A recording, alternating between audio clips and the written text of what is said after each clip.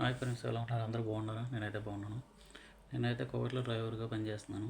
నేనైతే మార్నింగ్ లేచాక కార్లన్నీ కూడా ఎలా ఉన్నాయి, ఏంటి, ఏదైనా ప్రాబ్లం ఉందని చెక్ చేస్తూ ఉంటాను. ఎందుకంటే చెక్ చేయకపోతారో వాళ్ళైతే తిడతారు ఏదైనా ప్రాబ్లం ఉంటే, నువ్వు ఎందుకు చూడలేదని.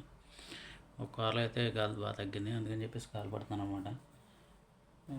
కార్లో గాలి వచ్చేసి 35 ఉండాలి. నాకైతే ఈ మిషన్ కొనిచ్చారు. ఈ మిషన్ తోటి పడతారు, ఎందుకంటే అసలు గ్యారేజ్కి వెళ్తున్నానని చెప్పేసి గాలి చెక్ చేయడానికి ఇది కొనిచ్చారు. 35 అయితే పట్టేశాను, 4 టైర్లు కూడా.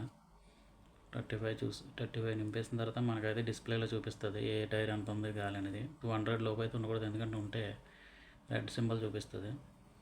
ఇక డేంజర్స్ ఏమన్నా లైట్ సింబల్ చూపిస్తే మటుక నేను ఈ జాగ్రత్తలు అయితే చూసుకుంటాను వీడియో చూసి.